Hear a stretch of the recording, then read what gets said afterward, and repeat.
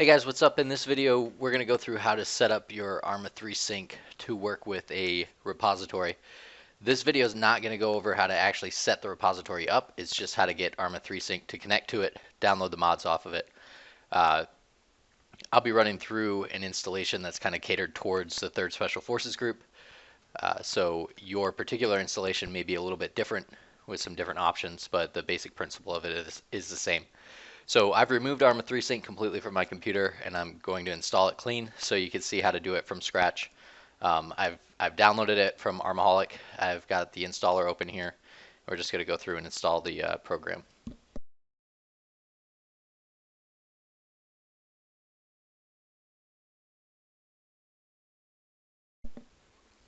Okay, now that it's installed, this is going to be the first screen that pops up. It says, please set an Arma 3 executable location. So you click on select, and we're going to set it to arma3 battleye.exe. Click open and OK. Next, you're going to go to the launcher options. Profile, I usually check and set it to my default profile. I'll turn on no pause. You can set these things if you know what you like them set to. I usually enable the hyper-threading, turn all of those on. The threads, you could turn your CPU threads up, max memory. I think that's usually how I have it set. Now with the arma3 battleye.exe, one important thing that you need to do is you need to set your additional parameters to 0 and 1. And what that'll do is that'll allow the game to actually launch with that arma3 battleye.exe. If you forget that, you'll press start game and just nothing will happen. So it's good to click that. Next thing that we're going to do is we're going to go to add-on options. In the add-on options, this is where you tell Arma 3 Sync where your mods are located. So you can click the little blue arrow here, and generally people have them in their Documents Arma 3 folder. That's not where I'm keeping the mods for the 3rd Special Forces group, though. I have them on my desktop, and I have a folder right here. So I'll just click that, and then if you go back to add-ons, you'll see now I have this new mods tab with all of these mods in it. It could be an empty folder that you're using or whatever it might be. You just need to make sure that you set it. The next thing that I'm going to do is I'm going to add a new group. I'm going to call it client side.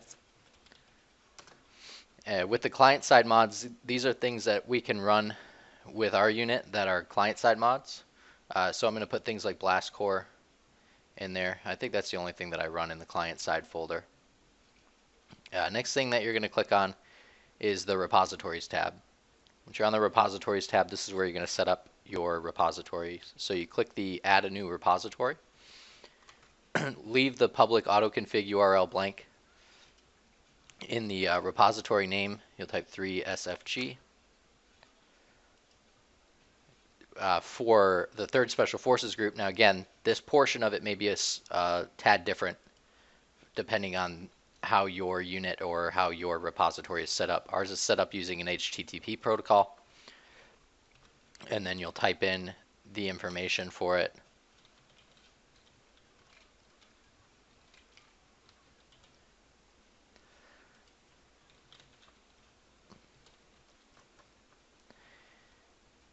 And then click OK.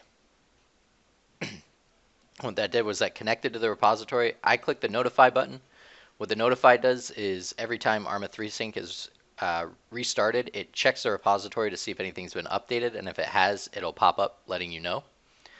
Once you have that set, you click on the Connect to Repository button, and it'll connect to your repository. You want to use default destination folder, drop that down for wherever you have your mods installed or wherever you want them installed, and then click the check for add-ons button here. What this will do is this will run and check what you have installed on your computer compared to what's synced up on the repository. And if anything is different, it'll let you know, and it'll give you the option to make the changes that are necessary for you to be up to date with your mods.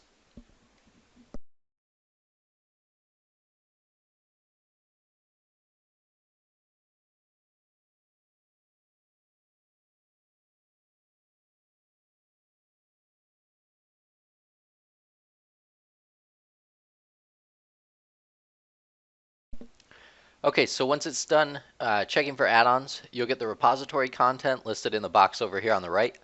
All of my mods are currently up to date, so I don't have anything here, but if you do need something updated, it'll pop up with a little triangle with an exclamation mark in it. That means that there's something updated about it.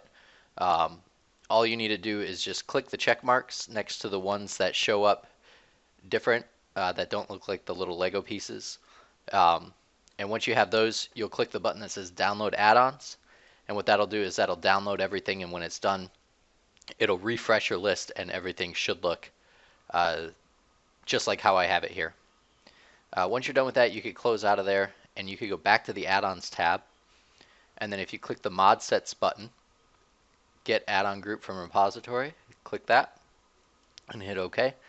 And now what it did was it created an add-on group out of that repository. So all you do is you just turn your mods on using the checkmark box, click the Start Game button, and it'll launch the game.